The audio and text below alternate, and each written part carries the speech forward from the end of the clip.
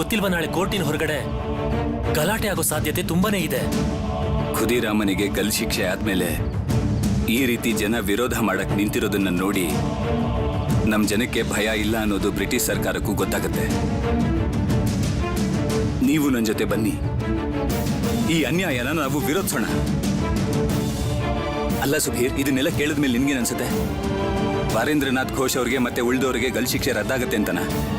ಈಗ ಏನು ಹೇಳೋದಕ್ಕಾಗಲ್ಲ. ಈಗ ಉಳಿದಿರೋದು ಒಂದೇ ಭರವಸೆ. ಶ್ರೀ ಅರವಿಂದ್ ಘೋಷ್ ಅವ್ರನ್ನ ಯಾರು ಕಾಪಾಡಿದ್ರೋ ಅದೇ ಚಿತ್ತರಂಜನ್ ದಾಸ್, ಬಾರೀಂದ್ರ ಘೋಷ್ ಮತ್ತೆ ಉಲ್ಲಾಸ್ಕರ್ ಅವರಿಗೆ ವಕೀಲರನ್ನ ನೋಡ್ಬೇಕು. ಅರವಿಂದ್ ಅವರು ಬಿಡುಗಡೆ ಆಗೋದು ಅಷ್ಟು ಸುಲಭವಾಗಿರ್ಲಿಲ್ಲ.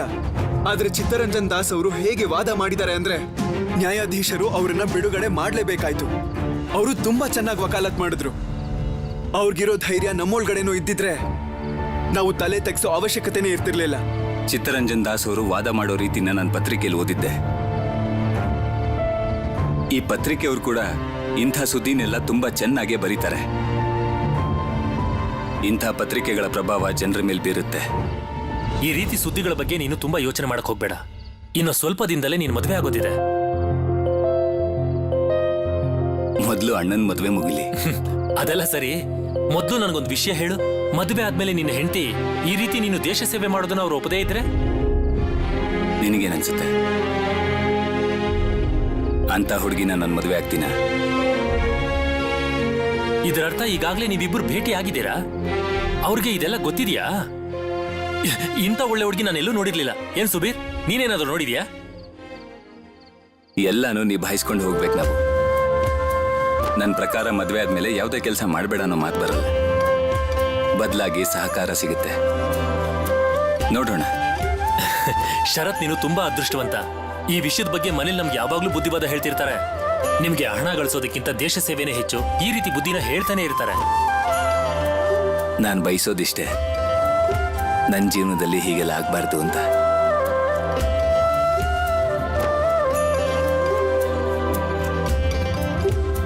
ಇದೇನ್ ಹೇಳ್ತಿದ್ದೀರಾ? ನೀವೆಲ್ಲ ಹೇಳ್ತಾ ಇರೋದೇನು? ಹ? ಆಶೀರ್ವಾದ ಮಾಡ್ಲೇ ಇಲ್ವಾ? ಅಯ್ಯೋ ದೇವ್ರೆ, ಅಲ್ಲ ಅಕ್ಕ, ನನ್ಗೆ ಯಾಕೋ ತುಂಬಾ ಭಯ ಆಗ್ತಾ ಇದೆ. ಯಾಕೆ ಪದೇ ಪದೇ ಇಂಥ ಸಮಸ್ಯೆ ಬರ್ತಾನೆ ಇದೆ ನಮ್ಗೆ? ಅಮ್ಮ, ಇದಂತೂ ಒಳ್ಳೇದೇ ಆಯ್ತಲ್ಲ. ಎಲ್ಲಾ ಸಮಸ್ಯೆನೂ ಇಲ್ಲಿಗೆ ಮುಗ್ದೋಯ್ತು. ಮದ್ವೆ ಆದ್ಮೇಲೆ ಯಾವ ಚಿಂತೆನೂ ಇರೋದಿಲ್ವಲ್ಲ. ನೋಡ್ತಾ ಇರಿ, ನಮ್ ವಿಭಾ ಕಟಕಲ್ಲಿ ಕ್ವೀನ್ ವಿಕ್ಟೋರಿಯಾ ಥರಾನೇ ಬದುಕ್ತಾಳೆ. ಏನಿದೆಲ್ಲ? ನೀವಿಬ್ರು ನಗ್ತಾ ಇದ್ದೀರಾ? ಎಲ್ಲ ತಮಾಷೆ ಆಗ್ಬಿಟ್ಟಿದೆ ನಿಮ್ಗೆ. ಇಲ್ಲ ಇಲ್ಲ, ಅವ್ರ ಮನೆಯವ್ರು ಏನೇ ಹೇಳಿದ್ರು ಹೇಳದೇ ಇದ್ರು ಎಲ್ಲಿವರೆಗೂ ಹಿರಿ ಮಗನ್ ಮದ್ವೆ ಆಗೋದಿಲ್ವೋ ಅಲ್ಲಿವರೆಗೂ ಶರತ್ ಮದ್ವೆ ಆಗೋದೇ ಇಲ್ಲ. ಗಿರೋ ಬರೋ ಕೆಲ್ಸನೆಲ್ಲ ಬಿಟ್ಟು ನೀವಿಲ್ಲಿಂದ ಎಷ್ಟು ದೂರ ಹೋಗಿದ್ರಿ? ನಿಮ್ಮ ಮಾತನ್ನು ಒಂದ್ಸಲನು ಕೇಳಿಲ್ವಾ ಅವರು? ಅವ್ರು ಹೇಳಿದ ಮಾತನ್ನೆಲ್ಲ ನೀವು ಒಪ್ಕೊಂಡ್ ಬಂದ್ಬಿಟ್ರಾ? ನನ್ ಬಗ್ಗೆ ಯಾಕೆ ಮಾತಾಡ್ತೀಯ? ನೀನು ಕೂಡ ಒಪ್ಕೊಂಡಿದ್ದೆ. ನೋಡು, ನೀನು ವಿಭಾಗ ಅಮ್ಮ, ನನ್ನ ಮಾತಿನ ಅರ್ಥ ಮೊದ್ಲು ಎಲ್ಲದಕ್ಕೂ ಹೂ ಅಂದವರು ಈಗ ಬೇಡ ಅಂತಿರೋದು ಯಾಕೆ ಅಂತ. ನಾನು ವಿಭಾಳ ತಾಯಿ. ನಾನು ಏನೇ ಹೇಳಿದ್ರು ಅವಳು ಒಳ್ಳೇದಕ್ಕೆ ಹೇಳೋದು. ಬಿಡಿ ಅದನ್ನ. ಈಗ ಅದನ್ನೆಲ್ಲ ಹೇಳಿ ಏನ್ ಪ್ರಯೋಜನ? ಅಳಿಯಂದ್ರೆ, ನೀವ್ ಹೇಳ್ಬೇಕಿತ್ತು ತಾನೆ ನಮ್ಮನೆಯಲ್ಲಿ ಅದೇ ಸಂಪ್ರದಾಯ ಅಂತ. ಅದನ್ನೆಲ್ಲ ಮಾತಾಡಿ ಯಾವ ಉಪಯೋಗನೂ ಇಲ್ಲ. ಯಾರಿಗ ಆಶೀರ್ವಾದ ಮಾಡ್ಬೇಕಿತ್ತು ಅವನೇ ಇರ್ಲಿಲ್ಲ, ಕೋಲ್ಕತ್ತಾಗ್ ಬಂದಿದ್ನಂತೆ. ಹಾಗಾದ್ರೆ ವಿಷಯ ಏನು? ಅವ್ರ ತಲೆಯಲ್ಲಿ ಏನ್ ಓಡ್ತಿದೆ ಅನ್ನೋದು ಖಂಡಿತವಾಗ್ಲೂ ನನ್ಗೆ ಅರ್ಥ ಆಗ್ದಿರೋಂಥ ವಿಷಯ. ಅವ್ರ ತಾಯಿ ಹೇಗ್ ಮಾತಾಡ್ತಾರೆ ಅಂತ ಗೊತ್ತಾಕ? ಅವ್ರುಗಳನ್ನ ನೋಡಿ ಹೇಗ್ ಮಾತಾಡ್ಬೇಕು ಅನ್ನೋದನ್ನ ನಾವ್ ಕಲಿಬೇಕು. ಶರತ್ ತಾಯಿ ಹೀಗೆಲ್ಲ ಮಾಡ್ತಾ ಇರೋದನ್ನ ನೋಡ್ತಾ ಇದ್ರೆ ನನಗೇನೋ ಅವ್ರಿಗೆ ಈ ಸಂಬಂಧನೇ ಇಷ್ಟ ಇಲ್ಲ ಅನ್ಸುತ್ತೆ. ಅದಕ್ಕೆ ಶರತ್ನ ಕೋಲ್ಕತ್ತಾ ಕಳ್ಸಿದ್ದಾರೆ ಬೇಕು ಅಂತ. ಭಾಗ್ಯವತಿ, ಯಾಕೆ ಏನೇನೋ ಮಾತಾಡ್ತಾ ಇದೀಯ ನೀನು? ಅವಳು ಸರಿಯಾಗಿ ಹೇಳ್ತಿದ್ದಾಳೆ. ಕೇಳಿಸ್ಕೊಳ್ಳಿಲ್ವ ನೀನು? ಪುರೋಹಿತರು ಬಂದು ಏನ್ ಹೇಳಿದ್ರು ಅಂತ. 2 ತಿಂಗಳ ಮೊದಲು ಯಾವ ಮುಹೂರ್ತನೂ ಇಲ್ಲ ಅಂದ್ರು. ಇಷ್ಟಾದ್ರೂ ಅವ್ರಿಗೆ ಮನ್ಸೇ ಇರ್ಲಿಲ್ಲ. ನಾವು ಸ್ವಲ್ಪ ಸರಿಯಾಗಿ ಯೋಚಿಸಿ ನಿರ್ಧಾರ ತಗೋಬೇಕು. ಅಕ್ಷಯ್, ನಮ್ಗೀಗ್ಲೂ ತುಂಬಾ ಸಮಯ ಇದೆ. ಆ ಹುಡುಗ ಇಲ್ಲ ಅಂದ್ರೆ ಬೇರೆ ಹುಡುಗ ಸಿಗ್ತಾನ್ ಬಿಡು. ಇಲ್ಲ ಅಣ್ಣ, ಏನ್ ಯೋಚಿಸ್ಬೇಕು ಅದನ್ನ ನಾವು ಯೋಚನೆ ಮಾಡಾಯ್ತು. ನೀವೀಗ ದಯಮಾಡಿ ಮತ್ತೆ ಮತ್ತೆ ಆ ವಿಷಯನ ಎತ್ತಲೇಬೇಡಿ. ಪದೇ ಪದೇ ನಾನು ನನ್ನ ಮಗಳು ವಿವಾಹಗೆ ನೋವು ಕೊಡೋಕ್ಕಾಗಲ್ಲ. ಈಗ ಅವಳೇ ಹೇಳಿದ್ದಾಳೆ, ನಾನು ಶರತನ್ ಮದುವೆ ಆಗ್ತೀನಿ, ಇದೇ ನನ್ನ ಕೊನೆ ನಿರ್ಧಾರ ಅಂತ. ನನಗೆ ಬಹಳ ಚೆನ್ನಾಗಿ ಗೊತ್ತಿದೆ, ವಿಭಾಳ ಹಣೆಯಲ್ಲಿ ಬೋಸ್ ಪರಿವಾರಕ್ಕೆ ಸೇರ್ಬೇಕು ಅಂತ ಬರೆದಿದೆ. ನೀವೆಲ್ಲರೂ ಯಾಕೆ ಪದೇ ಪದೇ ಶರತ್ ಮೇಲೆ ಆರೋಪ ಮಾಡ್ತಿದ್ರೋ ನನಗಂತೂ ಅರ್ಥನೇ ಆಗ್ತಿಲ್ಲ. ವಿಷಯ ಸರಳವಾಗಿದೆ. ಅವನಿಗೆ ಇವತ್ತೇ ಆಶೀರ್ವಾದ ಶಾಸ್ತ್ರ ಮಾಡ್ತೀವಿ ಅಂತ ಗೊತ್ತೇ ಇರ್ಲಿಲ್ಲ. ಇವತ್ ನಾವ್ ಅಲ್ಲಿಗೆ ಬರ್ತೀವಿ ಅನ್ನೋದು ಅವನು ಗೊತ್ತಿತ್ತು. ಮದುವೆ ಮುಂಚೆ ಸಾವಿರಾರು ಮಾತು ಬರುತ್ತೆ. ಎಲ್ಲಾ ಮಾತುಗಳು ನಮಗ್ ಬೇಕಾದಾಗೆ ಇರುತ್ತಾ? ನಿಮ್ ಮದುವೆಲಿ ನನ್ ಮದುವೆಲಿ ಎಲ್ರು ಹೀಗೆ ಮಾತಾಡಿದಾರಾ? ಇಲ್ಲ ತಾನೆ. ಈಗ ಶರತ್ ಕೂಡ ಕೋಲ್ಕತ್ತಾದಲ್ಲೇ ಇದ್ದಾನೆ. ಹಾ, ಹೀಗೆ ಸಣ್ಣ ಪುಟ್ಟ ವಿಚಾರಗಳನ್ನ ಹೇಳ್ಕೊಂಡು ಕೂತ್ಕೊಂಡ್ರೆ ಏನ್ ಸಿಗುತ್ತೆ? ಬಿಟ್ಟಾಕಿ, ಈಗ ನನಗೆ ಹೇಳಿ, ಅವ್ರ ಮನೆಗೆ ಹೋಗಿದ್ದು ನಿಮ್ಗೆ ಹೇಗ ಅನಿಸ್ತು? ಕೇಳಿಸ್ಕೋ ಭಾಗ್ಯವತಿ, ಕೇಳಿಸ್ಕೋ.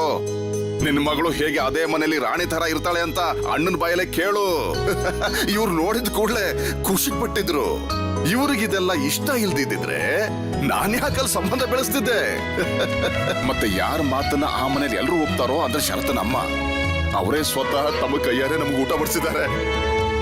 ಏನು ಅಜಿತ್, ಹೇಳು ಹೇಳು ನಿಮ್ಮಮ್ಮಂಗೆ. ಹೌದಮ್ಮ, ಬೇಕಾದ್ರೆ ನೀವು ದೊಡ್ಡಪ್ಪನ ಹತ್ರ ಕೇಳಿ ನೋಡಿ.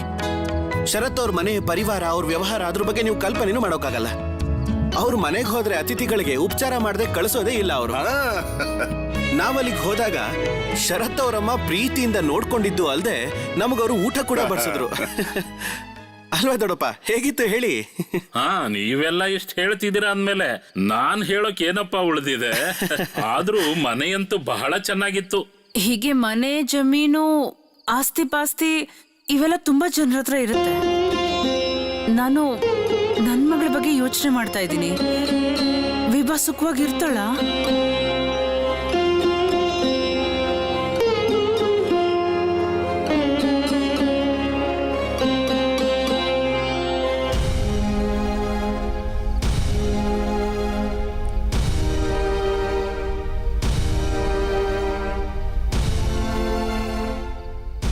ಅಬ್ಬಾ, ಕುತೂಹಲ ಹೆಚ್ಚಾಗಿ ಮನಸ್ಸು ತುಂಬ ಹೋಗಿದೆ ಅನ್ಸುತ್ತೆ. ನೀನ್ ಶುರು ಮಾಡು. ಏನೇನ್ ತಿಳ್ಕೋಬೇಕು ಅಂತಿದ್ಯೋ ಒಂದೊಂದನ್ನು ಕೇಳೋಕ್ ಶುರು ಮಾಡು. ನಾನೇ ಹೇಳ್ಬಿಡ್ಲಾ? ಶರತ್ ಅವರು ಕೋಲ್ಕತ್ತಾದಲ್ಲೇ ಇದ್ದಾರೆ. ಮತ್ತೆ ನಾಳೆ ಬಾರೀಂದ್ರನಾಥ್ ಅವರು ಬಾಂಬ್ ಎಸೆದ ಘಟನೆ ಬಗ್ಗೆ ತೀರ್ಪನ್ನ ಕೇಳೋದಕ್ ಹೋಗ್ತಾರೆ. ಅದಕ್ಕೆ ಇವತ್ತು ಆಶೀರ್ವಾದ ಶಾಸ್ತ್ರ ನಡೆದೇ ಇಲ್ಲ. ಇನ್ನೇನಾದ್ರೂ ಇದೆಯಾ? ದೊಡ್ಡಪ್ಪ ತುಂಬಾ ಕೋಪದಲ್ಲಿದ್ದಾರಾ? ಅಮ್ಮನೂ ಕೋಪದಲ್ಲಿದ್ರು. ಪದೇ ಪದೇ ಹೀಗೆ ಯಾಕೆ ಆಗ್ತಿದೆ ಅಂತ ಹೇಳಿ ಅಣ್ಣ. ಇದೆಲ್ಲ ಆಗ್ತಿರೋದು ನಿನ್ನ ರಾಜ ಶರತ್ ಕಾರಣದಿಂದಾನೆ. ನಾನು ದೇಶದ ವೀರ ಸಂತಾನ ಅನ್ಕೊಂಡಿದ್ದಾನೆ. ಮನೇಲಿ ಬೈಗುಳ ಕೇಳಿದ್ರು ಪರವಾಗಿಲ್ಲ, ಬಾಂಬ್ ಘಟನೆ ತೀರ್ಪನ್ನ ಕೇಳೋದು ಅವನ್ ಮುಖ್ಯ ಅನ್ಕೊಂಡಿದ್ದಾನೆ. ಮತ್ತಿನ್ನೇನಾಗತ್ ಹೇಳು? ಅಲ್ಲ, ಶರತ್ತಿನ ರಾಣಿ ನೀನೇನ್ ಕಡಿಮೆನಾ? ಅದೆಲ್ಲೋ ಬಚ್ಚಿಟ್ಟು ಖರ್ಚಿಫ್ನ ಕಳಿಸಿದ್ದೆ, ಇಟ್ಟಿದ್ದೀನಿ ಅಂತ ನನಗೂ ಹೇಳಲಿಲ್ಲ. ಅದನ್ನ ನಾನು ಸುಭಾಷ್ಗೋಸ್ಕರ ಕಳ್ಸಿದ್ದು. ಓಹೋ, ಹಾಗಾದ್ರೆ ನೀನ್ ಆ ಖರ್ಚಿಫ್ನ ಸುಭಾಷ್ಗೋಸ್ಕರನೇ ಕಳಿಸಿದ್ದ? ಹಾಗ ವಿಷಯ? ಆಯ್ತಾಯ್ತು, ಹೋಗ್ಲಿ ಬಿಡು, ನನಗೇನು. ಯಾಕೆ? ಏನಾಯ್ತು? ಎಲ್ರಿಗೂ ಗೊತ್ತಾಗೋಯ್ತು ನೀನ್ ಆ ಖರ್ಚಿಫ್ನ ಶರತ್ ಅವ್ರಿಗೆ ಕಳಿಸಿದ್ದೆ ಅಂತ. ಆಮೇಲೆ ಏನಾಯ್ತು ಗೊತ್ತಾ? ಆ ಖರ್ಚಿಫು ಸರಿಯಾಗಿ ನಿಮ್ಮ ಭಾವಿ ಅತ್ತೆಯವ್ರ ಎದುರಿಗೆ ಬಿತ್ತು. ಆಮೇಲೆ ಇನ್ನೇನು, ಏನಾಗ್ಬೇಕೋ ಅದಾಯ್ತು. ಏನಾಯ್ತು? ಏನಾಯ್ತಣ್ಣ? ಅಲ್ಲಿ ಏನಾಯ್ತು ಅಂತ ಹೇಳಿ.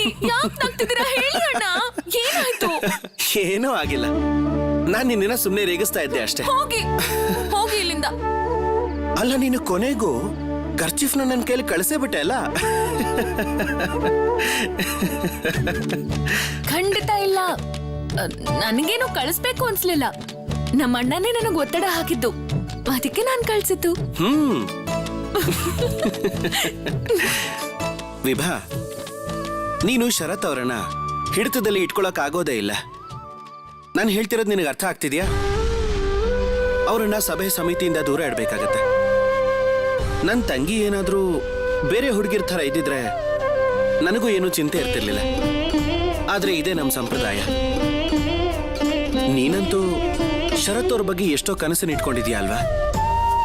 ಆದ್ರೆ ನೀನು ಅಲ್ಲಿ ಸುಖವಾಗಿರ್ತೀಯ ಅಲ್ವಾ? ಶರತ್ ಅವ್ರ ಜೀವನದಲ್ಲಿ ಅವ್ರದೇ ಆದಂತ ಕೆಲವು ಮೌಲ್ಯಗಳಿದೆ. ನಿನಗೇನಾದ್ರೂ ಬೇಕಿದ್ರೆ ಅದನ್ನೆಲ್ಲ ಅವರಿಂದ ದೂರ ಮಾಡ್ಬೇಕಾಗತ್ತೆ. ನನಗೆ ಗೊತ್ತಿದೆ ಅಣ್ಣ. ಅವ್ರಾಗ್ಲೇ ಈ ವಿಷಯದ ಬಗ್ಗೆ ಬಹಳ ದಿನದ ಹಿಂದೆನೆ ಹೇಳಿದ್ರು. ಅವರಿಗೆ ಅವ್ರ ಪರಿವಾರ ಎಷ್ಟು ಮುಖ್ಯನೋ ಅದಕ್ಕಿಂತ ಹೆಚ್ಚು ಮಹತ್ವಪೂರ್ಣವಾದದ್ದು ಈ ದೇಶದ ಸೇವೆ. ನನಗೂ ಹಾಗೆ ಅನ್ಸುತ್ತೆ. ನಾವ್ ಹಾಗೆ ಜೀವಿಸ್ಬೇಕು. ನೀವೇನ್ ಹೇಳ್ತೀರಾ? ನಿನ್ನ ಯೋಚನೆನೂ ಸರಿಯಾಗಿದೆ. ಇದೆಷ್ಟ್ರ ಮಟ್ಟಿಗೆ ಸರಿನೋ ತಪ್ಪು ನನಗೆ ಗೊತ್ತಿಲ್ಲ. ಆದ್ರೆ ಒಬ್ಬ ವ್ಯಕ್ತಿ ತನ್ನ ಬಗ್ಗೆನೇ ಯೋಚಿಸ್ದೆ ಬೇರೆಯವ್ರ ಬಗ್ಗೆ ಯೋಚಿಸೋದು ತಪ್ಪಾ?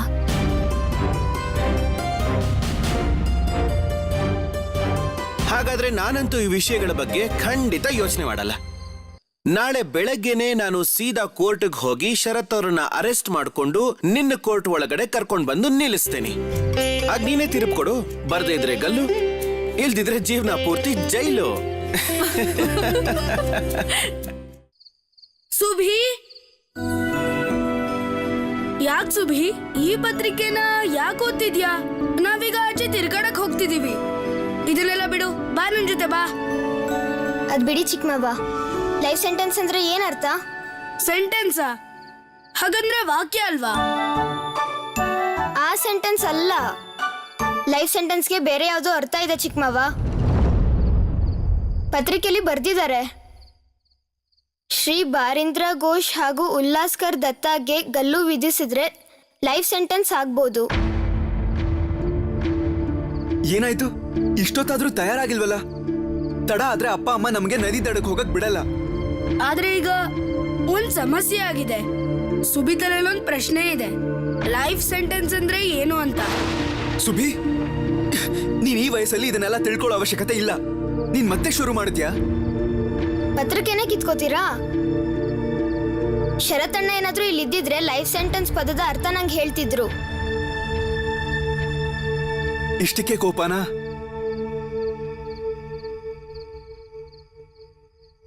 ಅರೆ ಸುಭಿ, ನಿನಗೆ ಅಂತ ವಿವಾಹಕ್ಕ ಕಳ್ಸಿರೋ ಟೇಬಲ್ ಕ್ಲಾತ್ ನೀನು ಇಷ್ಟು ಬೇಗ ಹಾಕ್ಬಿಟ್ಟಿದ್ಯಾ? ತುಂಬಾ ಚೆನ್ನಾಗಿದೆ ಅಲ್ವಾ ಚಿಕ್ಕಮಾವ? ಅಲ್ಲ ಸುಭಿ, ನೀನು ವಿವಾಹಕ್ಕನ್ನ ಅದ್ಕೆ ಅಂತ ಕರಿತಿದ್ಯಾ? ಅಲ್ಲ ಸುರೇಶಣ್ಣ, ನಾನು ಅವ್ರನ್ನ ಏನಂತ ಕರಿಬೇಕು? ಅದಕ್ಕೆ ತಾನೆ. ಅವ್ರಿಗೂ ನೀವು ಮಾವನೇ ಆಗ್ಬೇಕು, ನಮ್ಮ ಹಾಗೆ. ಲೈಫ್ ಸೆಂಟೆನ್ಸ್ ಅಪ್ಪನ್ ಕೋಣೆಲಿರೋ ಡಿಕ್ಷನರಿಲಿ ಹೋಗಿ ನೋಡ್ತೀನಿ. ಅದನ್ನೆಲ್ಲ ಮುಟ್ಟಕ್ ಹೋಗ್ಬೇಡ ಸುಬಿ. ಈಗಾಗ್ಲೇ ಶರತ್ ಅಣ್ಣನ ಮೇಲೆ ಅಪ್ಪ ತುಂಬಾ ಕೋಪ ಮಾಡ್ಕೊಂಡಿದ್ದಾರೆ. ಕೋರ್ಟಿಗೆ ಕ್ರಾಂತಿಕಾರಿಗಳ ವಿಚಾರ ತೀರ್ಪು ಕೇಳಕ್ ಹೋಗಿದ್ದಾರೆ ಶರತಣ್ಣ. ಇಲ್ಲಿ ನೀನ್ ನೋಡಿದ್ರೆ ಈಗ ಜೀವಾವಧಿ ಶಿಕ್ಷೆ ಅರ್ಥ ಹುಡ್ಕಕ್ ಹೋಗ್ತಿದ್ಯಾ? ಜೀವಾವಧಿ ಶಿಕ್ಷೆ ಅರ್ಥ ಲೈಫ್ ಸೆಂಟೆನ್ಸ್ ತಾನೆ. ಇದನ್ನ ನೀನು ಯಾರ ಹತ್ರನೂ ಚರ್ಚೆ ಮಾಡ್ಬೇಡ ಸುಬಿ, ಸುಮ್ನಿರ್ಬೇಕು. ಜೀವಾವಧಿ ಶಿಕ್ಷೆ ಅಂದ್ರೇನು? ಜೀವಾವಧಿ ಶರತಣ್ಣಂಗೆ ಗೊತ್ತಿರೋಷ್ಟು ನನಗೆ ಗೊತ್ತಿಲ್ಲ. ನೇಣಿನ ಬದಲಾಗಿ ಜೀವಾವಧಿ ಶಿಕ್ಷೆ ಕೊಡ್ತಾರೆ ಅಂತ ಗೊತ್ತು ಅಷ್ಟೇ. 14 ವರ್ಷ ಜೈಲಲ್ಲೇ ಇರ್ಬೇಕಾಗತ್ತೆ. ಅಷ್ಟು ವರ್ಷ ತಮ್ಮ ಜೀವನನ ಅವರು ಕತ್ಲಲ್ಲೇ ಸಾಗಿಸ್ಬೇಕು. 14 ವರ್ಷ ಜೈಲ? ಇದ್ರಿಂದ ತುಂಬಾ ಕಷ್ಟ ಆಗುತ್ತೆ. ಜೈಲಲ್ಲಿ ತುಂಬಾ ಕತ್ಲಿರುತ್ತೆ, ಭಯನೂ ಆಗುತ್ತೆ. ಹೇಗಿರ್ತಾರೆ ಅವರೆಲ್ಲ? ನಾನು ಆ ಟೇಲ್ ಆಫ್ 2 ಸಿಟೀಸ್ ಪುಸ್ತಕ ಓದಿದ್ದೀನಿ, ನಂಗೆ ಶರತಣ್ಣನೇ ಕೊಟ್ಟಿದ್ದು. ಇದರಿಂದ ನಂಗೆ ತುಂಬಾ ಬೇಜಾರಾಗ್ತಾ ಇದೆ. ಪಾಪ ಅವ್ರು ಯಾಕೆ ಜೈಲಲ್ಲಿ ಇರ್ಬೇಕು? ಸುಭಿ, ಸುಮ್ನಿರ್ತೀಯ? ನಿನಗೆ ಏನು ಹೇಳಲೇಬಾರ್ದು.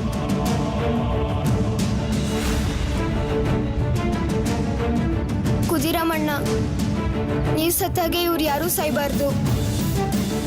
ಮತ್ತೆ ಅವ್ರಿಗೆ 14 ವರ್ಷ ಜೈಲ್ ಶಿಕ್ಷೆನೂ ಆಗ್ಬಾರ್ದು.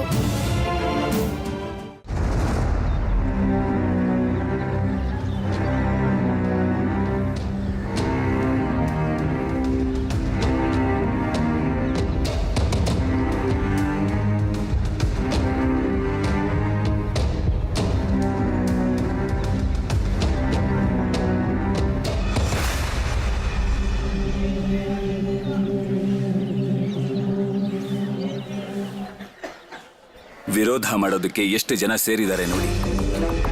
ಏನಾದ್ರೂ ಗಲ್ ಶಿಕ್ಷೆ ರದ್ದಾಗದೇ ಇದ್ರೆ ಇಡೀ ದೇಶನೇ ಹತ್ತುರಿಯುತ್ತೆ. ಖುದಿರಾಮ್ ಚಿಕ್ಕವನಾಗಿದ್ದ, ಅದಕ್ಕೆ ಯಾರು ಏನು ಮಾಡ್ಲಿಲ್ಲ. ಈ ಸಲ ಸರಿಯಾಗಿ ಯೋಚನೆ ಮಾಡಿ ತೀರ್ಪು ಕೊಡ್ಬೇಕು.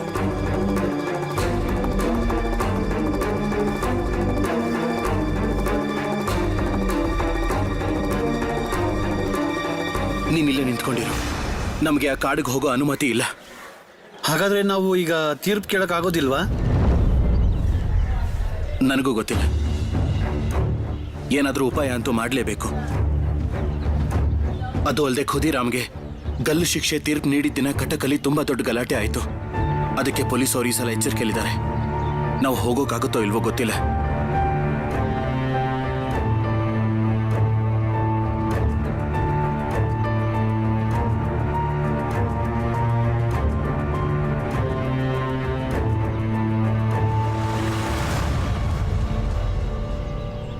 ಇಲ್ಲಿ ಎಷ್ಟು ಪೊಲೀಸರಿದ್ದಾರೆ ಅಂತ ನೋಡಿ. ಇವ್ರ ಮನಸ್ಸಲ್ಲಿ ಭಯ ಇದೆ. ಸರ್ಕಾರಿ ವಕೀಲರು ಅಶು ವಿಶ್ವಾಸನ ಯಾವ ತರ ಸಾಯಿಸಿದ್ರು, ಅದಕ್ಕೆ ವಕೀಲರು ನ್ಯಾಯಾಧೀಶರು ಎಲ್ಲರೂ ಭಯ ಪಡ್ತಿದ್ದಾರೆ.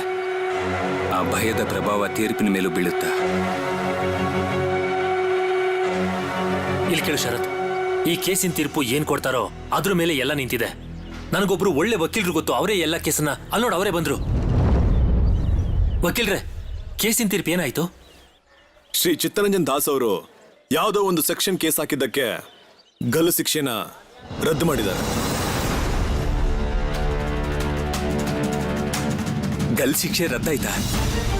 ಗಲ್ಲಿನ ಬದಲಾಗಿ ಬಾರೇಂದ್ರನಾಥ್ ಘೋಷ್ ಮತ್ತೆ ಉಲ್ಲಾಸ್ಕರ್ ದತ್ತಾಗೆ ಕಾಲಪಾನಿಯ ಶಿಕ್ಷೆ ಕೊಟ್ಟಿದ್ದಾರೆ.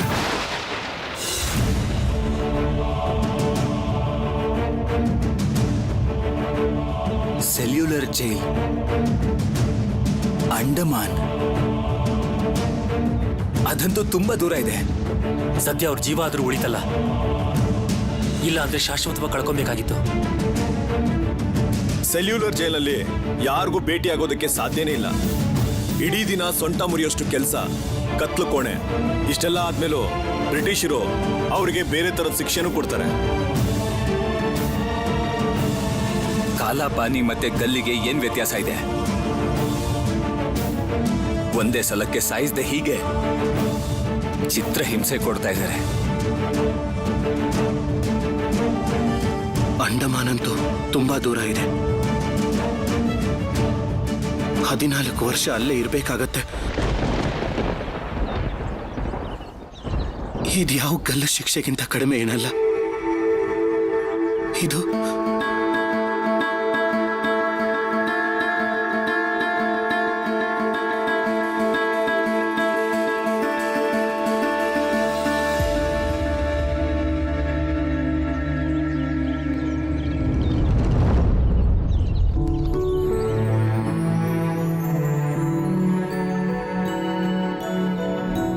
ಸುಭಾಷ್, ಇದೇನ್ ನೀನು ಇಲ್ಲೇ ಕೂತಿದ್ಯಲ್ಲ, ಸ್ಕೂಲಿಗೆ ಬರೋದಿಲ್ವಾ? ಮಾಧವ್ ಮೇಷ್ಟ್ರೆ, ಜೈಲಲ್ಲಿರೋದು ತುಂಬಾ ಕಷ್ಟನಾ? ನೀನು ಯಾಕೆ ಹೀಗೆ ಕೇಳ್ತಿದ್ಯಾ? ಮೇಷ್ಟ್ರೆ, ಪತ್ರಿಕೆಯಲ್ಲಿ ಬರ್ದಿದ್ದಾರೆ, ಜೀವನ ಪೂರ್ತಿ ಕ್ರಾಂತಿಕಾರಿಗಳಿಗೆ ಜೈಲಲ್ಲಿ ಬಂಧಿಸ್ತಾರಂತೆ.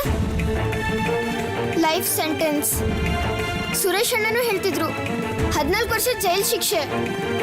ಅವರೆಲ್ಲ ಹೇಗಿರ್ತಾರೆ ಮಿಸ್ಟರ್? ಅವ್ರಿಗೆ ಅಲ್ಲಿ ಇರಕ್ಕಾಗುತ್ತಾ? ಅವ್ರಿಗೆ ಸರಿಯಾದ ಸಮಯಕ್ಕೆ ಊಟ ಕೊಡದೇ ಇದ್ರೆ, ನೀರು ಕೊಡದೇ ಇದ್ರೆ? ಕೊಡ್ದಿದ್ರು ಅವರೆಲ್ಲ ಜೀವಂತವಾಗಿರ್ತಾರೆ, ಅವರು ಸಾಯೋದಿಲ್ಲ. ಸುಭಾಷ್, ಮರುಭೂಮಿಯಲ್ಲಿ ಹುಟ್ಟಿದ ಪಾಪಸ್ ಕಳ್ಳಿ ಬದುಕತ್ತೆ. ಬಿಸಿಲು, ಮರಳು, ಬಿಸಿ ಗಾಳಿ ಇದೆಲ್ಲನೂ ಅದು ಸಹಿಸ್ಕೊಳ್ಳುತ್ತೆ. ಬೇರೆ ಯಾವುದೇ ಗಿಡ ಅಲ್ಲಿ ಜೀವಂತವಾಗಿ ಉಳಿದೇ ಇದ್ರು ಪಾಪಸ್ ಕಳ್ಳಿ ಜೀವಂತವಾಗಿರುತ್ತೆ. ಯಾರ ಹಣೆ ಬರದಲ್ಲಿ ಯಾವಾಗ ಏನ್ ಬರ್ದಿದೆ ಅನ್ನೋದನ್ನ ಯಾರು ಹೇಳೋದಕ್ಕಾಗತ್ತೆ? ಅವರೆಲ್ಲ ಜೀವ ಬಿಡೋದಿಲ್ಲ ಸುಭಾಷ್. ತಮ್ಮ ಮನೋಬಲದ ಕಾರಣದಿಂದ ಜೀವಂತವಾಗಿರ್ತಾರೆ. ಅವ್ರ ಕಷ್ಟಗಳ ಬಗ್ಗೆ ಯೋಚನೆ ಮಾಡ್ತಾ ನೀನ್ ಕೊರಗ್ಬೇಡ ಸುಭಾಷ್. ಬದಲಾಗಿ ಅವರ ಉದ್ದೇಶದ ಬಗ್ಗೆ ಯೋಚನೆ ಮಾಡು. ಮತ್ತೆ ಅವರ ಗುರಿ ಏನಾಗಿತ್ತು ಅನ್ನೋದನ್ನ ಯೋಚನೆ ಮಾಡು. ದೇಶಕ್ಕೋಸ್ಕರನ ಮೇಷ್ಟ್ರೆ? ಹಾ ಸುಭಾಷ್, ದೇಶಕ್ಕೋಸ್ಕರನೇ. ನಮ್ಮ ಉದ್ದೇಶ ಒಳ್ಳೇದಾಗಿದ್ರೆ ಎಂಥ ಕಷ್ಟ ಬಂದ್ರೂ ಅದು ಕಷ್ಟ ಅಂತ ಅನ್ಸಲ್ಲ ಸುಭಾಷ್. ಮತ್ತೆ ಮನ್ಸಿನ ಶಕ್ತಿ, ಅದನ್ನ ಪ್ರಕೃತಿನೇ ಅವ್ರಿಗೆ ಪ್ರದಾನ ಮಾಡುತ್ತೆ. ನೀವ್ ಹೇಳ್ತಾ ಇರೋದು ನಿಜಾನೇ ಮೇಷ್ಟ್ರೆ. ಇನ್ಮೇಲಿಂದ ನಾನು ನೀವ್ ಹೇಳ್ದಾಗೆ ಮಾಡ್ತೀನಿ.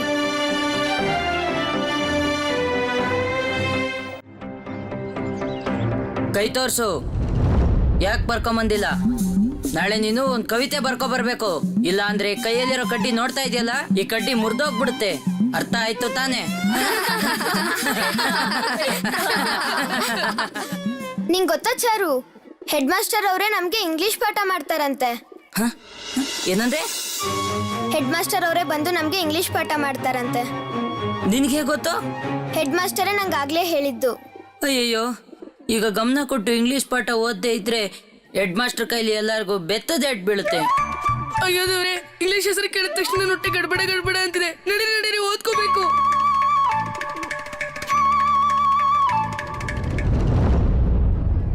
ನೋಡು ಚಾರು, ಸುಭಾ ಸೀದಾ ಹೆಡ್ ಮಾಸ್ಟರ್ ಹತ್ರನೇ ವಿಷಯ ತಿಳ್ಕೊಂಡ್ಬರ್ತಿದ್ದಾನೆ. ಅವ್ರಿಗೆ ತುಂಬಾ ಹತ್ರ ಆಗ್ಬೇಕು ಅಂತ ಅನ್ಕೊಂಡಿದ್ದಾನೆ, ಗೊತ್ತಾ? ಇಲ್ಲಿ ಕೇಳು ಚಾರು, ಮಾಸ್ಟರ್ ಏನಾದ್ರು ಪ್ರಶ್ನೆ ಕೇಳಿದ್ರೆ ಆ ಪ್ರಶ್ನೆಗೆ ಸರಿಯಾಗಿ ಉತ್ತರ ಕೊಟ್ಬಿಡು ನೀನು. ನಮ್ ಕ್ಲಾಸ್ಗೆ ಹೊಸ ಹುಡ್ಗ ಸುಭಾಷ್ ಬಂದಿದ್ದಾನಲ್ಲ, ಅವನೇನಾದ್ರೂ ಉತ್ತರ ಕೊಟ್ರೆ ಹೆಡ್ ಮಾಸ್ಟರ್ ಅವನ್ಗೆ ಶಬಾಷ್ ಅಂತ ಹೇಳ್ತಾರೆ.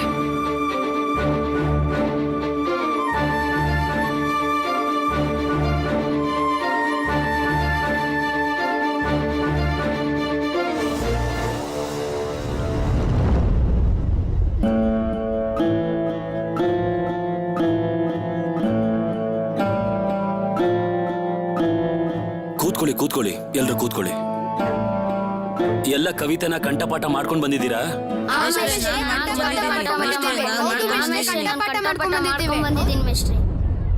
ಈಗೇನೋ ಬರುತ್ತೆ ಅಂತ ಹೇಳ್ಬಿಟ್ಟೆ, ಆಮೇಲೆ ಉತ್ತರ ಕೊಡ್ಬೇಕಾದ್ರೆ ಗೊತ್ತಾಗುತ್ತೆ. ಆಯ್ತಾಯ್ತು, ಸುಮ್ನಿರೋ. ಚಾರು, ನಿನಗ್ ಉತ್ತರ ನೆನ್ಪಿದೆ ತಾನೆ? ಮೇಷ್ಟ್ರೆ, ಚಾರು ಇಂದಾನೆ ಕವಿತೆ ಹೇಳೋದನ್ನ ಶುರು ಮಾಡೋಣ. ಯಾವಾಗ್ಲೂ ಚಾರುಯಿಂದನೇ ಶುರು ಆಗುತ್ತೆ. ಈ ಸಲ ಬೇರೆಯವ್ರು ಯಾರಾದ್ರೂ ಶುರು ಮಾಡಿ. ಈ ಸಲ ಹಿಂದಿನ ಬೆಂಚಿಂದ ಕವಿತೆ ಹೇಳೋದಕ್ಕೆ ಶುರು ಮಾಡಿ. ಅಯ್ಯೋ ದೇವ್ರೆ, ನೀನೇ ನನ್ನನ್ನು ಕಾಪಾಡ್ಬೇಕು. ಮೇಷ್ಟ್ರೆ, ನನ್ಗೆ ಯಾಕೋ ಗೊತ್ತಿಲ್ಲ, ಗಂಟ್ಲು ನೋವ್ತಿದೆ. ಸರಿ, ಹಾಗಿದ್ರೆ ಕೂತ್ಕೋ. ಇವತ್ ನೀವ್ ಯಾರು ಕವಿತೆನ ಹೇಳೋ ಅವಶ್ಯಕತೆ ಇಲ್ಲ. ನೀವೆಲ್ಲರೂ ಹೇಳಿದ್ದೀರಾ ಅಲ್ವಾ, ನೀವೆಲ್ಲ ಕವಿತೆ ಕಂಠಪಾಠ ಮಾಡಿದ್ದೀರಾ ಅಂತ. ನನಗ್ ನಿಮ್ ಮಾತ್ ಮೇಲೆ ನಂಬಿಕೆ ಇದೆ. ಇವತ್ತು ಕ್ಲಾಸಲ್ಲಿ ನಾವೆಲ್ಲ ಸೇರಿ ಬೇರೆ ಕೆಲಸ ಮಾಡೋಣ. ನೀವೆಲ್ಲರೂ ಬೆಳೆದು ದೊಡ್ಡವರಾದ್ಮೇಲೆ ಏನಾಗ್ತೀರಾ ಅನ್ನೋದನ್ನ ಪ್ರತಿಯೊಬ್ರು ತಮ್ಮ ಪುಸ್ತಕದಲ್ಲಿ ಬರೆದು ತೋರಿಸಿ. ಮೊದಲಿಗೆ ಮಾತಲ್ಲಿ ಹೇಳಿ ದೊಡ್ಡವರಾದ್ಮೇಲೆ ಏನಾಗ್ಬೇಕು ಅಂತಿದ್ದೀರಾ. ಚಾರು, ನೀನೇ ಹೇಳು. ನಾನು ವಕೀಲನಾಗ್ತೀನಿ ಮಾಸ್ಟ್ರೆ. ಕೋರ್ಟ್ನಲ್ಲಿ ವಾದ ಮಾಡ್ತೀನಿ, ಹಣ ಸಂಪಾದಿಸ್ತೀನಿ. ಕೂತ್ಕೋ. ಸರಿ ಸುಭಾಷ್, ದೊಡ್ಡವನಾದ್ಮೇಲೆ ನೀನೇನಾಗ್ತೀಯ? ಮೇಷ್ಟ್ರೆ, ನಾನು ಮೊದಲು ಮ್ಯಾಜಿಸ್ಟ್ರೇಟ್ ಆಗ್ಬೇಕು ಅಂದ್ಕೊಂಡಿದ್ದೆ.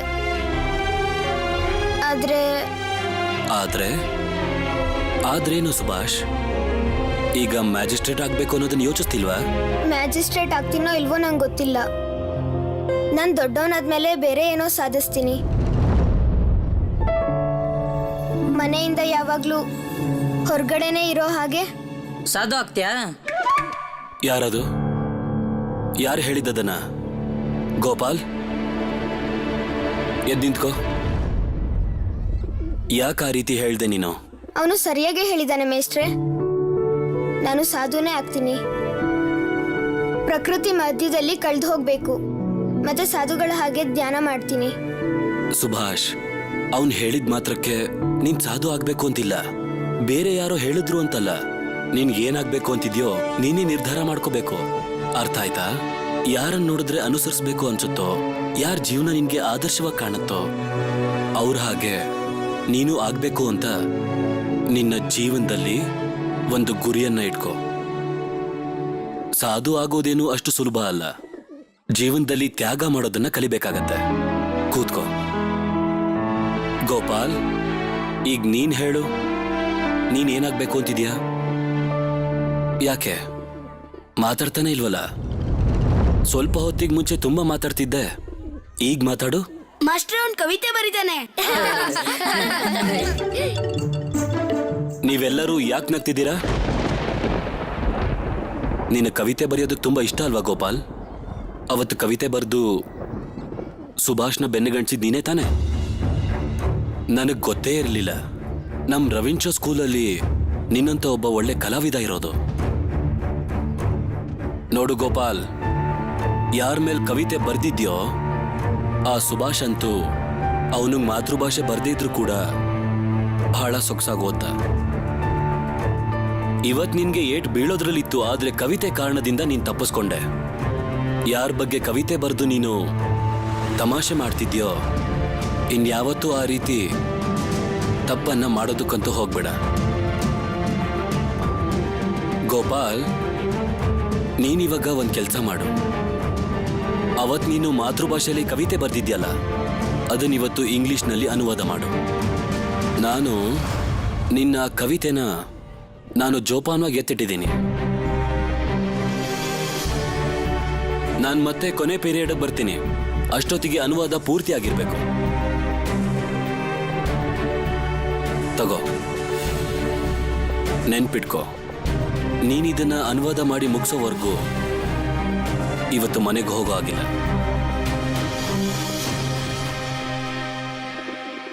ನನ್ನಿಂದಾಗಿ ಎಷ್ಟು ಕಷ್ಟ ಆಗ್ತಿದೆ ಅವ್ರಿಗೆ.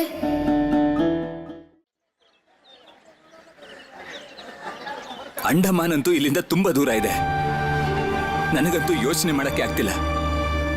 ಇವರೆಲ್ಲರೂ ಅಲ್ಲಿ ಜೀವಂತವಾಗಿ ಉಳಿತಾರ?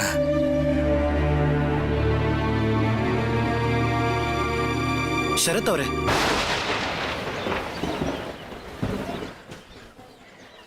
ಅಜಿತ್ ಅವರೇ, ನೀವಿಲ್ಲಿ? ನಿಮ್ಮನ್ನೇ ಹುಡ್ಕೊಂಡು ಬಂದಿದ್ದೀನಿ. ನಿಮ್ಮ ಹತ್ರ ಸ್ವಲ್ಪ ಮಾತಾಡಬೇಕಿತ್ತು. ಒಂದ್ ನಿಮಿಷ ಬಂದೆ. ನಿಮ್ಮನ್ನ ನಾನು ಆಮೇಲೆ ಭೇಟಿ ಮಾಡ್ತೀನಿ. ಅಲ್ಲ, ನೀವೆಂಥ ವಿಚಿತ್ರ ಮನುಷ್ಯ. ನಾವೆಲ್ಲರೂ ಆಶೀರ್ವಾದ ಮಾಡೋಕೆ ಅಂತ ಕಟಕ್ಗೆ ಹೋಗಿದ್ವಿ. ಆದ್ರೆ ನೀವ್ ಯಾರಿಗೂ ಹೇಳ್ದೇನೆ ಕೋಲ್ಕತ್ತಾಗ ಬಂದಿದ್ದೀರಾ. ಏನ್ ಹೇಳ್ತಾ ಇದ್ದೀರಾ ಅಜಿತ್ ಅವರೇ? ನನಗೆ ಆಶೀರ್ವಾದ ಮಾಡಕ್ ಕಟಕ್ಗೆ ಹೋಗಿದ್ರಾ? ಮತ್ತಿನ್ನೇನು ಹೇಳಿ? ನಿಮಗೆ ಆಶೀರ್ವಾದ ಶಾಸ್ತ್ರ ಇರೋದು ಗೊತ್ತಿರ್ಲಿಲ್ವಾ? ಅಪ್ಪ ದೊಡ್ಡಪ್ಪ ಅದಕ್ಕೋಸ್ಕರ ಕಟಕ್ಗೆ ಹೋಗಿದ್ರು. ನೀವೆಲ್ಲರೂ ಕಟಕ್ಗೆ ಬರ್ತಾ ಇರೋದು ನನಗೂ ಗೊತ್ತಿತ್ತು. ಆಶೀರ್ವಾದ ಶಾಸ್ತ್ರ ನೆನ್ನೆನೇ ಇದೆ ಅನ್ನೋ ವಿಷಯ ನನಗೆ ಗೊತ್ತಿರಲಿಲ್ಲ. ನನಗಮ್ಮ ಹೇಳಿದ್ರು ದೊಡ್ಡಮ್ಮ ಬಂದ್ಮೇಲೆ ಇದನ್ನೆಲ್ಲ ಮಾಡೋದು ಅಂತ. ನಾನೇನೋ ಬೇರೆನೆ ಅನ್ಕೊಂಡು ಹೀಗೆ ಯೋಚನೆ ಮಾಡ್ದೇನೆ ಇಲ್ಲಿಗೆ ಹೊರಟು ಬಂದ್ಬಿಟ್ಟೆ. ನೀವದ್ ಏನೇನ್ ಮಾಡ್ತಿರೋ? ಅಲ್ಲ, ನೀವು ಆಶೀರ್ವಾದ ಶಾಸ್ತ್ರಕ್ಕೆ ನಿಮ್ಮ ಅಗತ್ಯ ಏನೂ ಇರಲ್ಲ ಅನ್ಕೊಂಡು ಅಲ್ಲಿಂದ ಹೊರಟ್ಬಿಟ್ರಿ ಅಲ್ವಾ? ನಿಜ ತಾನೆ? ಹಾಗಲ್ಲ, ಅದು ಹಾಗಲ್ಲ ಅಜಿತ್ ಅವರೇ. ನಿಮಗೆ ನಾನು ಹೇಗೆ ಹೇಳಲಿ ಅಂತ ಗೊತ್ತಾಗ್ತಿಲ್ಲ. ನಿಜ ಹೇಳಬೇಕು ಅಂದ್ರೆ ಅಜಿತ್ ಅವರೇ, ನನಗೆ ಕಟಕಲ್ಲಿರಕ್ಕಾಗಲಿಲ್ಲ. ಅದಕ್ಕೆ ನೇರವಾಗಿ ನಾನು ಇಲ್ಲಿಗೆ ಬಂದೆ. ಪದೇ ಪದೇ ಖುದಿರಾಮಿನ ಸಾವೇ ಕಣ್ಮುಂದೆ ಬರ್ತಿತ್ತು. ಬಾರೀಂದ್ರನಾಥ್ ಘೋಷ್ ಮತ್ತೆ ಉಳಿದವರ ಗಲ್ ಶಿಕ್ಷೆ ರದ್ದಾಗುತ್ತೋ ಇಲ್ವೋ ಅನ್ನೋದನ್ನ ತಿಳ್ಕೊಳಕ್ಕೆ ನಾನು ಇಲ್ಲಿಗೆ ಬಂದೆ ಅಜಿತ್ ಅವರೇ. ಆದ್ರೆ ಅಲ್ಲಿ ಏನೇನೋ ಆಗೋಯ್ತು. ಅಪ್ಪ ಅಮ್ಮ ನನ್ನ ಬಗ್ಗೆ ಏನ್ ಅನ್ಕೊಂಡ್ರೋ ಏನೋ. ನಿಮ್ಮ ಅಪ್ಪ ಮತ್ತೆ ದೊಡ್ಡಪ್ಪ ಏನ್ ಅನ್ಕೊಂಡ್ರೋ ಗೊತ್ತಿಲ್ಲ. ಅಜಿತ್ ಅವರೇ, ಅಲ್ಲಿ ಏನಾಯ್ತು ಅಂತ ಹೇಳಿ ಏನು ತೊಂದರೆ ಆಗ್ಲಿಲ್ಲ ತಾನೆ? ಶರತ್ ಅವರೇ, ನಿಮಗಂತೂ ತುಂಬಾ ಚೆನ್ನಾಗಿ ಗೊತ್ತಿದೆ ಅನ್ಸತ್ತೆ. ನಿಮ್ ಮದ್ವೆಗೆ ಅಂತ ನಾವೆಲ್ಲ ತುಂಬಾ ತಯಾರಿ ಮಾಡ್ಕೊಂಡಿದ್ವಿ. ಆದ್ರೆ ಈ ಘಟನೆ ಆದ್ಮೇಲೆ ಅಮ್ಮ ಕೂಡ... ಶರತ್ ಅವರೇ, ನೀವು ಈಗಿಂದೀಗ್ಲೇ ನಮ್ಮ ಮನೆಗೆ ಬರ್ಬೇಕಾಗತ್ತೆ. ವಿಭಾ ಕರೆದ್ಲು ಅಂತ ಅನ್ಕೋಬೇಡಿ. ನೀವೀಗ್ಲೇ ಬಂದು ನೀವ್ಯಾಕೆ ಕೋಲ್ಕತ್ತಾಗ ಬಂದ್ರಿ ಅಂತ ಅಮ್ಮನ್ಗೆ ಅರ್ಥ ಮಾಡಿಸ್ಬೇಕು. ನನ್ನ ಜೊತೆ ಬನ್ನಿ. ಆದ್ರೆ ಅಜಿತ್ ಅವರೇ, ನೀವು ಇಲ್ಲಿ ನೋಡಿ ಶರತ್ ಅವರೇ, ಸಮಯ ಹಾಳು ಮಾಡೋದ್ರಿಂದ ಯಾವ ಲಾಭನೂ ಇಲ್ಲ. ನೀವು ಕೋಲ್ಕತ್ತಾಕ್ ಬಂದಿರೋ ಕಾರಣನ ಅಮ್ಮಂಗೆ ಸರಿಯಾಗಿ ಅರ್ಥ ಮಾಡಿಸಿದ್ರಿ ಅಂದ್ರೆ ಆಗ ವಿಭಾಗ ಅರ್ಥ ಮಾಡಿಸೋದು ಸುಲಭ ಆಗತ್ತೆ. ಯಾಕೆಂದ್ರೆ ವಿಭಾ ಅಂತೂ ಅಮ್ಮನಿಗಿಂತ ತುಂಬಾನೇ ಹೊರಟು. ಏನಾಯ್ತು? ಯಾಕಿಷ್ಟು ಯೋಚನೆ ಮಾಡ್ತಿದ್ದೀರಾ? ಬನ್ನಿ ಬನ್ನಿ, ಬೇಗ ಬನ್ನಿ.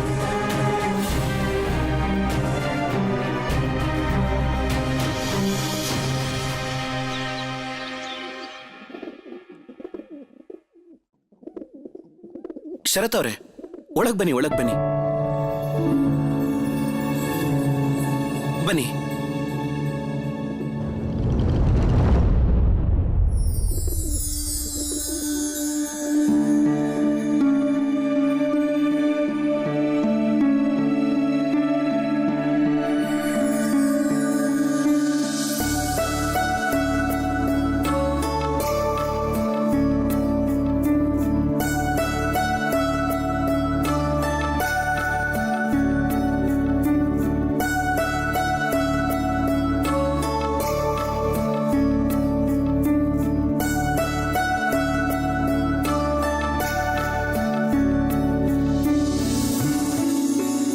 ವಿಭಾ, ನೀನ್ ಹೋಗಿ ಅಮ್ಮನ್ನ ಬರೋದಕ್ಕೆ ಹೇಳ್ತೀಯಾ?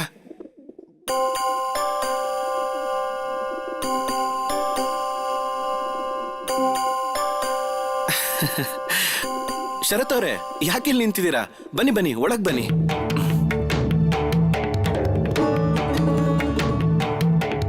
ಬನ್ನಿ ಬನ್ನಿ ಬನ್ನಿ. ಶರತ್ ಅವ್ರೆ, ಕೂತ್ಕೊಳ್ಳಿ. ಆಶೀರ್ವಾದದ ಶಾಸ್ತ್ರಕ್ಕೆ ನಾನು ಇರ್ಲಿಲ್ಲ ಅಂತ ನಿಮ್ಮ ಅಪ್ಪ ಅಮ್ಮ ತುಂಬಾ ಬೇಜಾರು ಮಾಡ್ಕೊಂಡಿರ್ತಾರೆ. ಆದ್ರೆ ಅದು ಸ್ವಾಭಾವಿಕನೇ. ನನಗೆ ಆಶೀರ್ವಾದ ಮಾಡೋದಕ್ಕೆ ನೀವು ಅಷ್ಟು ದೂರ ಹೋಗಿದ್ರಿ. ನನ್ನ ಮಾತನ್ನ ನಂಬಿ ಅಜಿತ್ ಅವ್ರೆ, ನಿಮ್ಗೆಲ್ಲ ಅವಮಾನ ಮಾಡೋ ಉದ್ದೇಶ ನನಗಿರ್ಲಿಲ್ಲ. ಇಲ್ಲ, ಅದು ನಮ್ಗೆಲ್ರಿಗೂ ಅರ್ಥ ಆಗಿದೆ. ಅಜಿತ್, ಯಾರು ಬಂದಿದ್ದಾರೆ? ವಿಭಾ ಹೇಳ್ತಿದ್ಲು. ಇಲ್ಲಿ ನೋಡಿ ಅಮ್ಮ, ಬನ್ನಿ ಇಲ್ಲಿ. ಇಲ್ಲಿ ನೋಡಿ, ಶರತ್ ಅವರನ್ನ ನೇರವಾಗಿ ಕೋರ್ಟಿನ ಹೊರಗಡೆಯಿಂದ ಅರೆಸ್ಟ್ ಮಾಡಿ ಇಲ್ಲಿ ಕರ್ಕೊಂಡು ಬಂದಿದ್ದೀನಿ. ಇವರು ಕೋರ್ಟಿಗೆ ಬಂದಿರೋ ಕಾರಣದಿಂದ ಇಷ್ಟೆಲ್ಲ ಆಗಿರೋದು. ಈಗ ನೀವ್ ಏನೇನೆಲ್ಲ ಕೇಳಬೇಕೋ ಅದನ್ನೆಲ್ಲ ನೇರವಾಗಿ ಎದುರುಗಡೆನೆ ಕೇಳಿ. ನಿಮ್ ಮನ್ಸಲ್ಲಿ ಯಾವ ಗೊಂದಲನೂ ಇಟ್ಕೋಬೇಡಿ. ದಯವಿಟ್ಟು ನನ್ನ ಕ್ಷಮಿಸ್ಬಿಡಿ. ಆಶೀರ್ವಾದದ ಶಾಸ್ತ್ರದ ಬಗ್ಗೆ ನನಗೆ ಗೊತ್ತಿರಲಿಲ್ಲ. ಅಮ್ಮ ನನಗೆ ಹೇಳಿದ್ರು ದೊಡ್ಡಪ್ಪ ಮತ್ತೆ ದೊಡ್ಡಮ್ಮ ಬಂದ್ಮೇಲೆನೆ ಆಶೀರ್ವಾದದ ಶಾಸ್ತ್ರ ಅಂತ. ಅದಕ್ಕೆ ನಾನು ಕೋಲ್ಕತ್ತಾಗ ಹೊರಟು ಬಂದೆ. ನಾನಿದನ್ನ ಬೇಕು ಅಂತ ಮಾಡಲಿಲ್ಲ. ದಯವಿಟ್ಟು ತಪ್ಪು ತಿಳ್ಕೊಬೇಡಿ.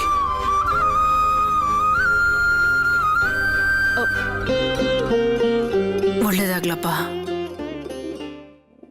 ಕೂತ್ಕೊಳ್ಳಿ.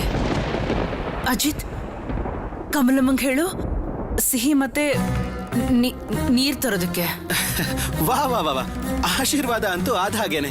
ನೀವು ನೋಡಿದ್ರೆ ನಿಮ್ ಭಾವಿ ಅಳಿಯನ್ಗೆ ಸರಿಯಾದ ಪ್ರಶ್ನೆಗಳನ್ನ ಕೇಳ್ತೀರಾ ಅನ್ಕೊಂಡಿದ್ದೆ. ಆದ್ರೆ ನೀವ್ ನೋಡಿದ್ರೆ ಹೋಗು. ಕಮಲಮ್ಮ,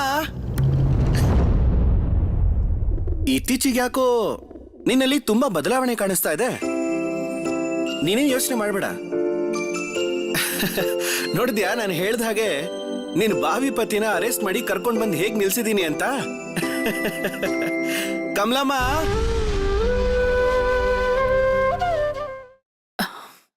ನಿನಗೆ ಗೊತ್ತಾ ಶರತ್, ನಾನು ಏನೇ ಹೇಳಿದ್ರು ಅಥವಾ ಏನೇ ಮಾಡಿದ್ರು ನೋಡ್ದವ್ರ ಕೆಟ್ಟದನ್ಸುತ್ತೆ. ನಾನು ಏನೇ ಮಾಡಿದ್ರು ಅದು ನನ್ನ ಮಗಳು ವಿಭಾ ಒಳ್ಳೇದಕ್ಕೆ ಅಂತಾನೆ ಮಾಡೋದು. ಇಲ್ಲೋಡು, ಮದುವೆ ಆಗೋದು ಅಂದ್ರೆ ಬರೀ ಹುಡುಗ ಹುಡುಗಿ ಸಂಬಂಧ ಅಂತ ಅಲ್ಲ. ಮದುವೆ ಆಗೋದು ಅಂದ್ರೆ ಎರಡು ಪರಿವಾರದ ಮಧ್ಯೆ ಸಂಬಂಧ ಬೆಳೆಯೋದು. ಆದ್ರೆ ಈ ವಿಷಯದಲ್ಲಿ ಮೊದಲಿಂದನೂ ತುಂಬಾ ತಪ್ಪುಗಳು ನಡೆದು ಹೋಗಿವೆ. ಅದನ್ನ ಮುಚ್ಚಿಟ್ಟು ನಾವು ದೊಡ್ಡ ತಪ್ಪು ಮಾಡ್ಬಿಟ್ವಿ. ಕೋಪ, ದರ್ಪ, ಅಹಂಕಾರ. ಆದ್ರೆ ಹೀಗಾಗತ್ತೆ ಅಂತ ನಾವು ಅನ್ಕೊಂಡೇ ಇರ್ಲಿಲ್ಲ. ಯಾರಿಗೂ ಇದಿಷ್ಟ ಆಗಲ್ಲ. ನೋಡಿ ಶರತ್, ಖಂಡಿತವಾಗ್ಲೂ ಈ ಥರದ ವಿಷಯಗಳೇ ನಿಮ್ಮಿಬ್ಬರ ಭವಿಷ್ಯದ ನಂಟನ್ನ ನಿರ್ಧರಿಸೋದು. ಅರ್ಥ ಆಯ್ತಾ? ವಿಭಾಳ ತಂದೆನೂ ಹೇಳ್ತಾ ಇದ್ರು, ಒಂದ್ ವೇಳೆ ವಿಭಾ ನಿಮ್ಮನೆಗೆ ಬಂದ್ರೆ ರಾಣಿ ಆಗಿರ್ತಾಳೆ ಅಂತ. ನಿನಗೆ ಗೊತ್ತಿದೆ ಅಲ್ವಾ ಶರತ್, ವಿಭಾ ನಮಗೊಬ್ಳೆ ಮಗಳು. ಅವಳೊಂದು ಒಳ್ಳೆ ಮನೆಗೆ ಸೇರ್ಬೇಕು ಅನ್ನೋದೇ ನನ್ನ ಆಸೆ. ವಿಭಾ ನನ್ನ ಪ್ರಾಣ. ನನ್ನಲ್ಲಿ ಯಾವಾಗ್ಲೂ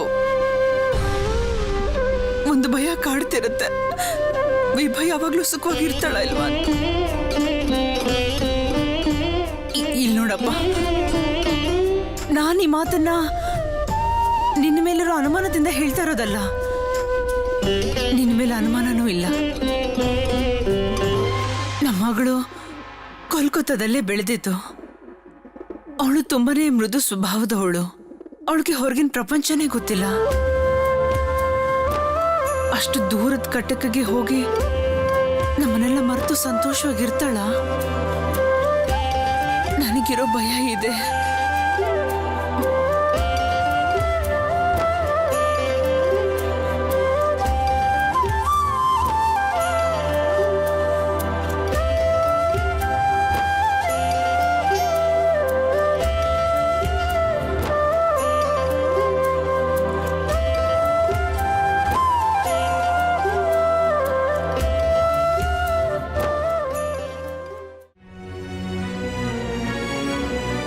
ರಾಜ ರಾಣಿ ತರ ಇರಕ್ಕೆ ಊರು ಮುಖ್ಯ ಅಲ್ವಲ್ಲ. ಪ್ರೀತಿ ಮತ್ತೆ ವಿಶ್ವಾಸ ಎಲ್ಲಿರುತ್ತೋ ಅಲ್ಲಿ ರಾಜನ್ ತರಾನೇ ಇರಬಹುದು.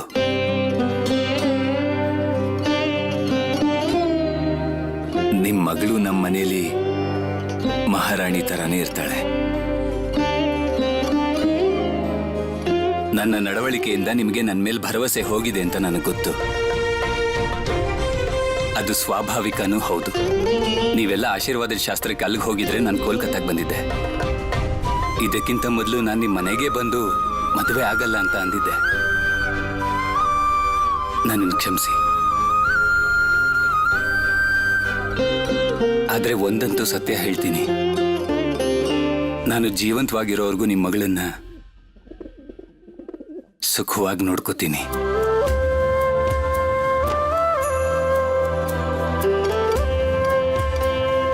ನನಗನ್ಸುತ್ತೆ ನಿಮಗೆ ನನ್ನ ಬಗ್ಗೆ ಇಷ್ಟ ಇಲ್ಲ ಅಂತ.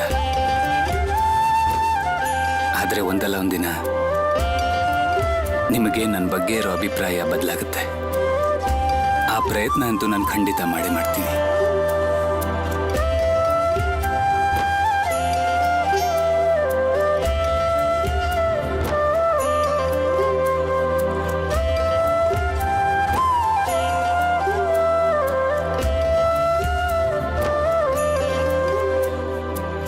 ಕಮಲಮ್ಮ, ಒಂದ್ ನಿಮಿಷ. ಕಮಲಮ್ಮ, ಅಣ್ಣ, ಯಾಕೆ ಹೇಳ್ತಿದ್ಯಾ ವಿಭಾ? ಅಣ್ಣ, ನಾನೇನು ತಪ್ಪು ಮಾಡಿಲ್ಲ ಅಣ್ಣ, ನಾನೇನು ತಪ್ಪು ಮಾಡಿಲ್ಲ. ನಾನ್ ಸರಿಯಾದ ನಿರ್ಧಾರನೇ ತಗೊಂಡಿದ್ದೀನಿ. ನೀವ್ ನೋಡ್ತೀರಿ ಅಣ್ಣ, ನೀವ್ ನೋಡ್ತೀರಿ, ನಾನ್ ತುಂಬಾ ಸುಖವಾಗಿರ್ತೀನಿ. ನಾನ್ ಯಾವುದೇ ತಪ್ಪು ಮಾಡಿಲ್ಲ. ಇವತ್ ನನ್ ಮನ್ಸಲ್ಲಿ ಯಾವುದೇ ನೋವಿಲ್ಲ ಅಣ್ಣ, ಯಾವುದೇ ಗೊಂದಲನೂ ಇಲ್ಲ.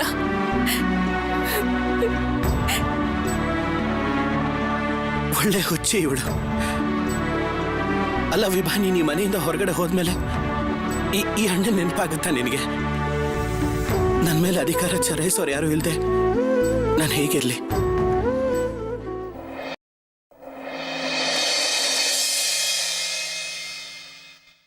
ಬಿನಿ ಮಾಧವ್ ಅವರೇ, ಮನೇಲಿದ್ದೀರಾ?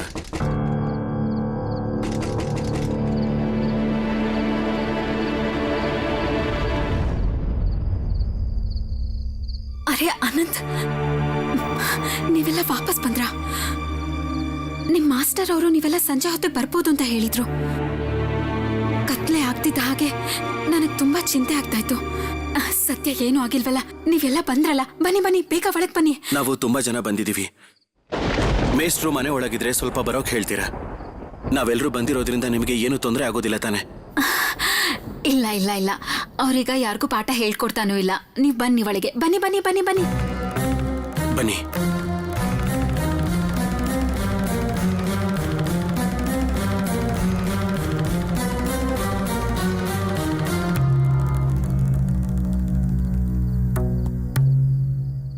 ಎಲ್ರೂ ಕುತ್ಕೊಳ್ಳಿ. ನಿಮ್ ಮಾಸ್ಟರ್ ಸ್ಕೂಲಲ್ಲಿ ಒಬ್ಬ ಹೊಸ ವಿದ್ಯಾರ್ಥಿ ಸೇರ್ಕೊಂಡಿದ್ದಾನಂತೆ.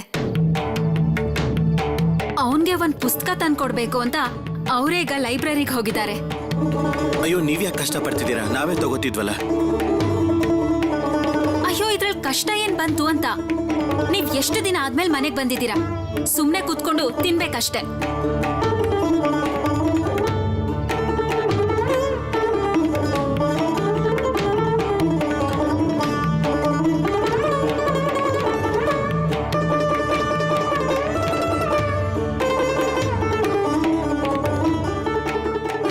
ಅದ್ಗೆ ಇದೆಲ್ಲ ಯಾಕೆ?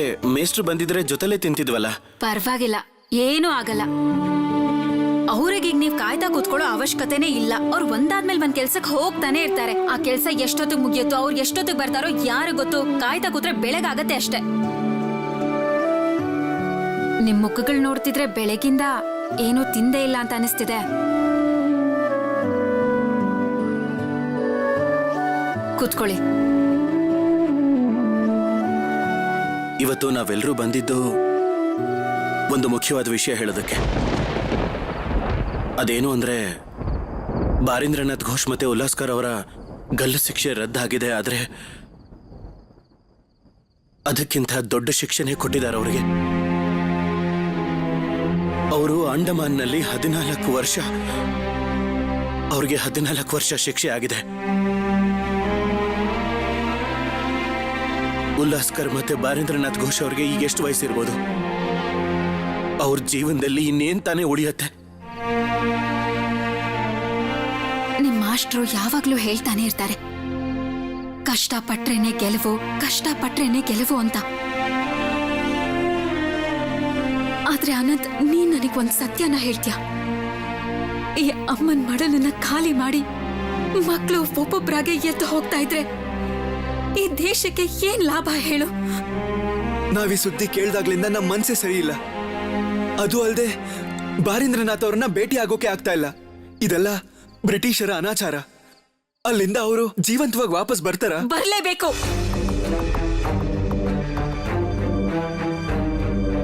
ನೀವು ಇದನ್ನೆಲ್ಲ ವಿರೋಧಿಸಕ್ಕೆ ಹೋರಾಡ್ಲೇಬೇಕು.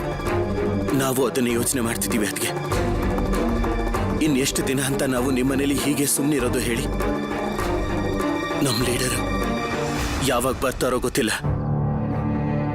ಅವ್ರು ಇಲ್ಲಿಗೆ ಬರ್ತಾರೋ ಇಲ್ವೋ ಗೊತ್ತಿಲ್ಲ. ಆದ್ರೆ ಎಷ್ಟು ದಿನ ಅಂತ ಬಾಯಿ ಮುಚ್ಕೊಂಡು ಹೀಗೆ ಕೂತಿರೋದು? ಶಾರದಾ,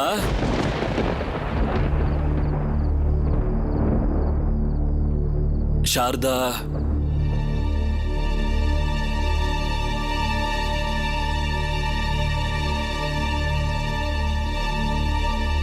ಇದೇನಿದು ಅನಂತ್? ನೀವೆಲ್ಲ